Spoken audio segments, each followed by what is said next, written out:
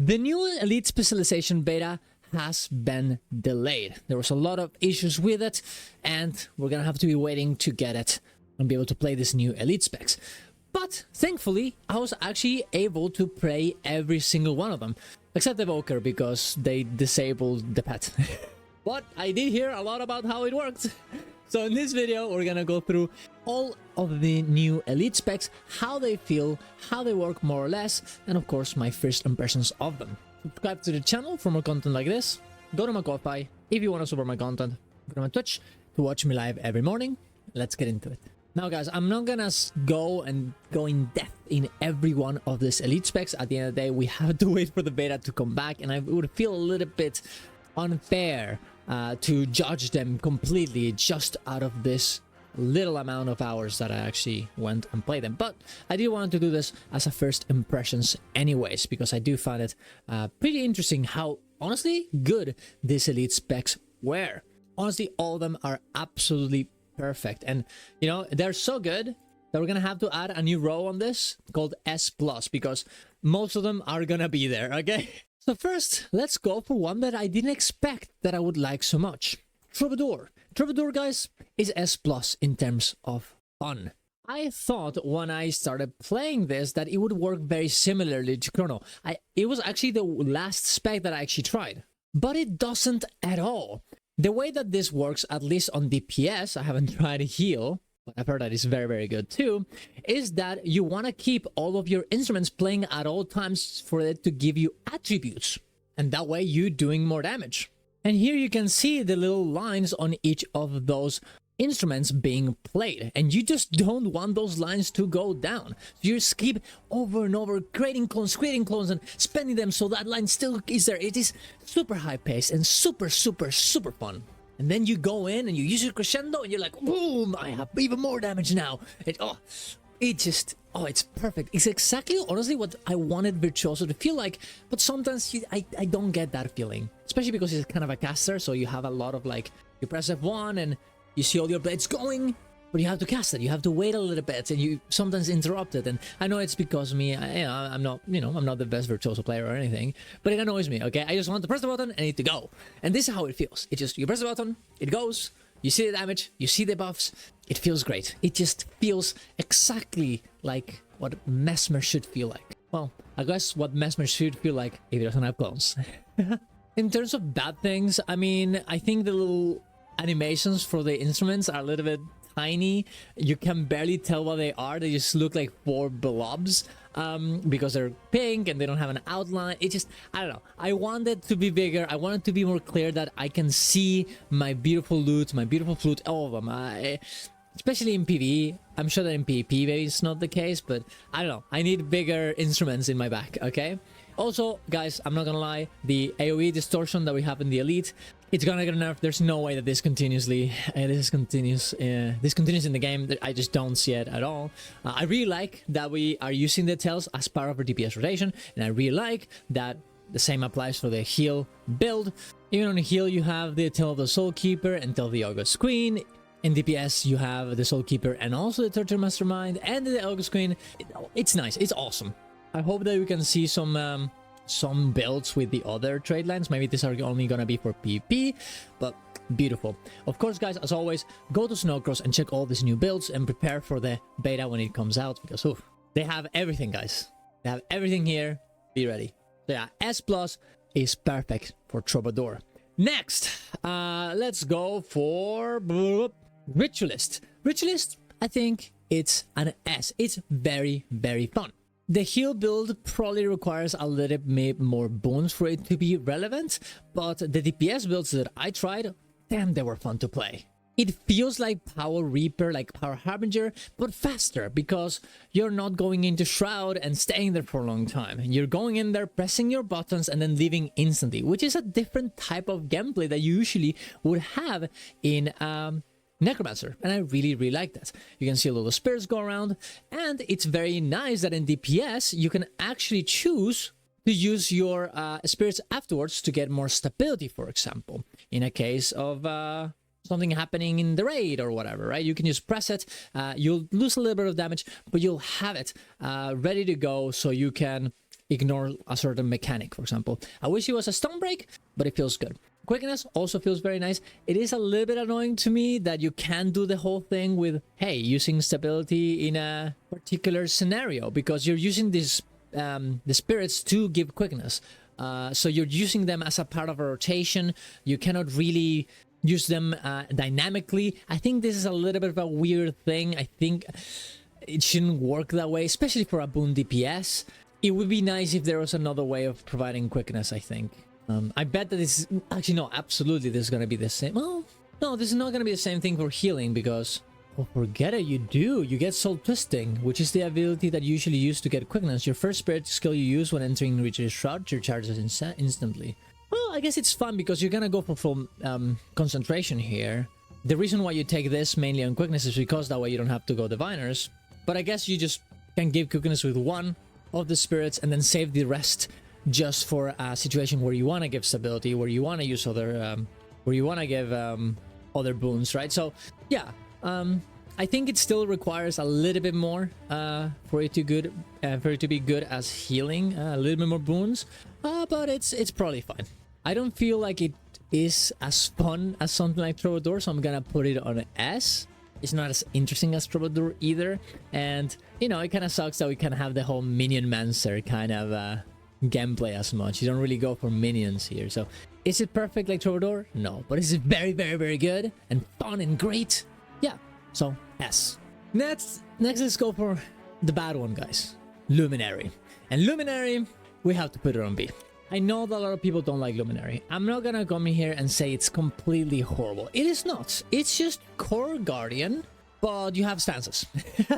So that is very, very nice. Not to have this Sword of Justice that, you know, it honestly doesn't really play very well. You don't put traps like Ground Hunter. You have stances that do damage for you. And that's pretty nice. You have your Elite that reduces damage of your allies, right? I think that's what it does. And you have your cool weapons, which is also pretty nice. That being said, I would say that the Radiant Shroud feels very clunky. It feels like a Firebrand Tome, but like worse. I'm not really sure why. It just feels like you're going in there every few seconds to go and get your Ashes of Just, but in this case it's just a hammer and then you leave. And that's just not very fun, I don't think. I don't really understand why they went this way. I understand that maybe they wanted us to be able to use our virtues, your core virtues, at the same time as them, so you have all these buttons.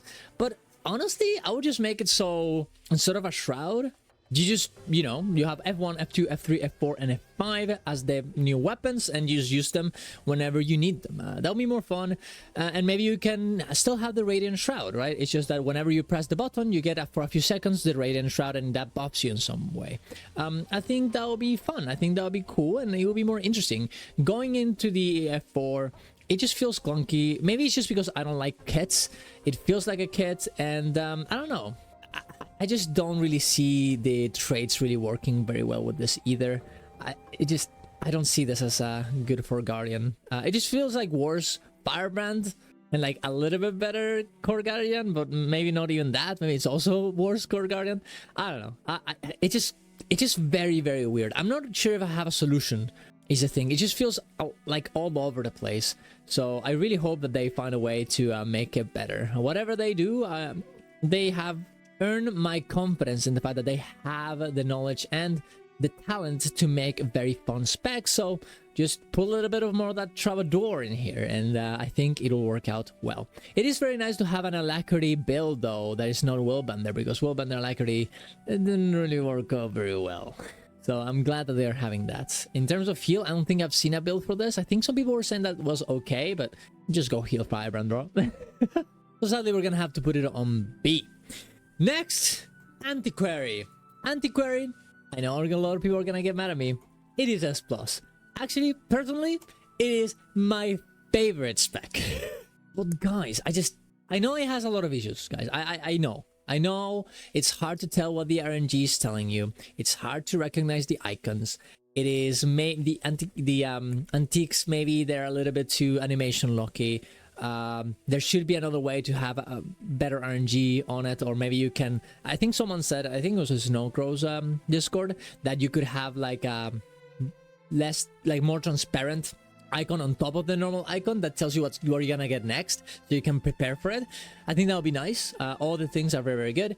But Jesus Christ, I just love it. I love the fact that I have to steal and I have to very fast decide which one do I go for. Do I go for the F2, for the F3, for the F4? Which one do I go for? I found it so interesting, so fun, and I love it. I love it. It's gonna be very complicated. I tried 2 builds too. One where it was like Omega Steel. This one right here is the same one that you go for Conduit.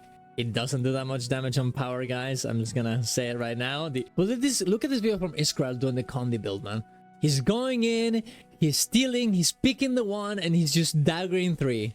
Like, that is just so fun. I love it. I really love this gameplay. There's another build that I tried, which is, funnily enough, the one that they have for power Antiquary on Snowcross, when you take combat high, and then you steal once, right? You steal once, and then you do your normal rotation. I also tried Skander's Luck, which essentially makes you be able to double edge, and that was very, very fun too, but it didn't really seem very good.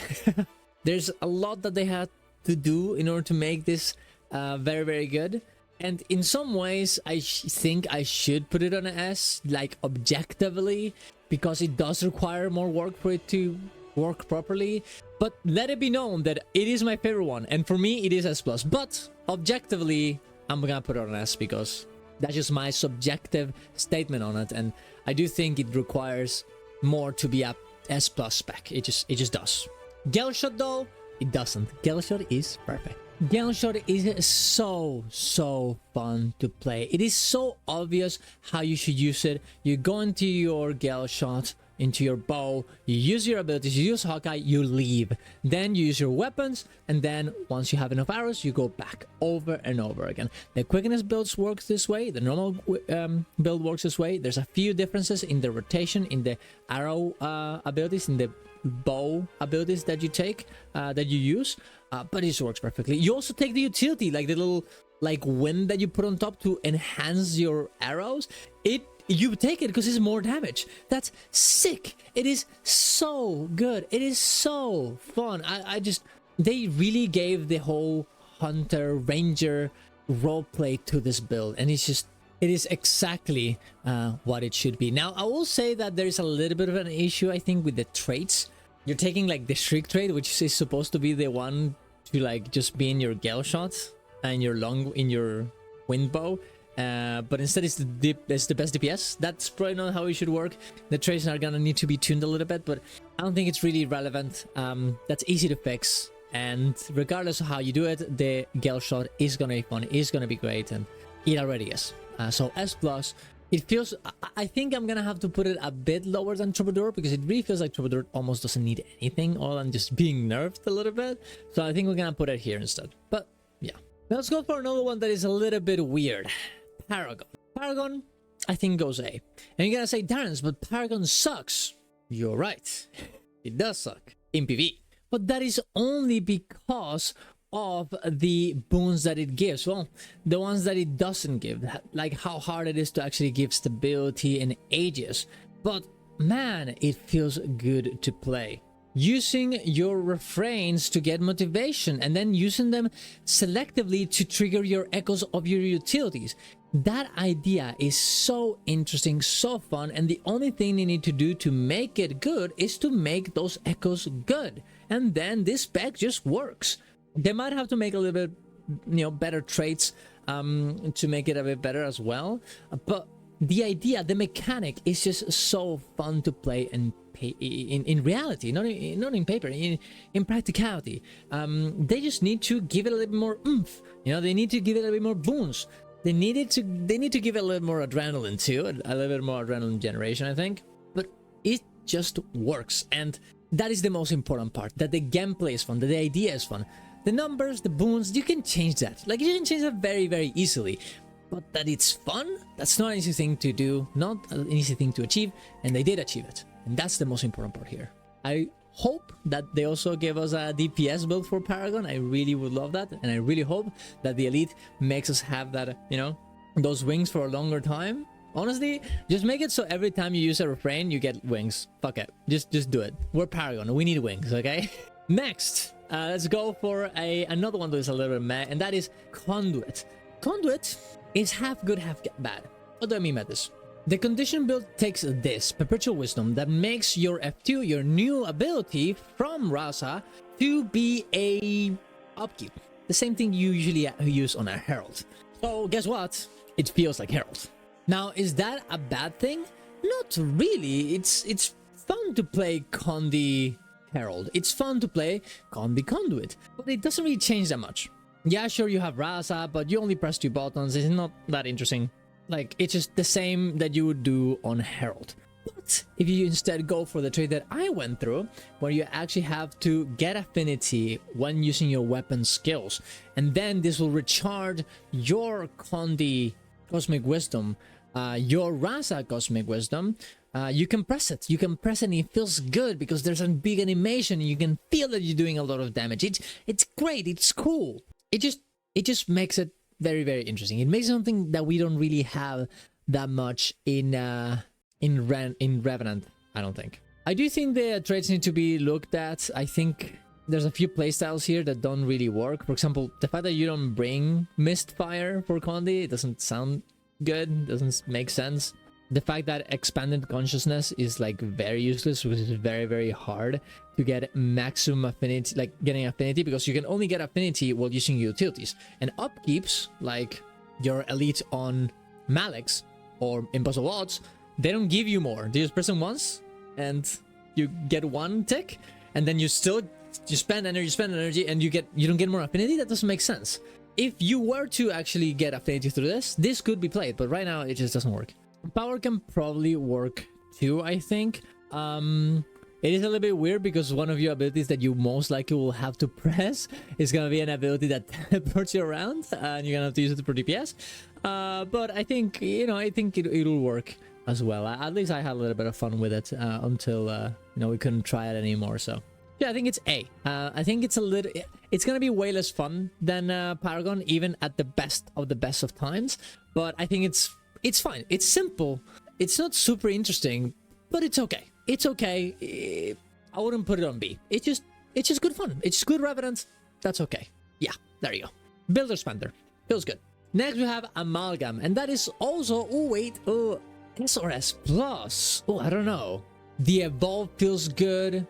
Using your utilities feels good. Maybe I don't like the hammer that much because it's, it's kind of like a cast time is kind of long, but it's fine and I just want to press all the buttons. But no, it feels good. The animations feel good.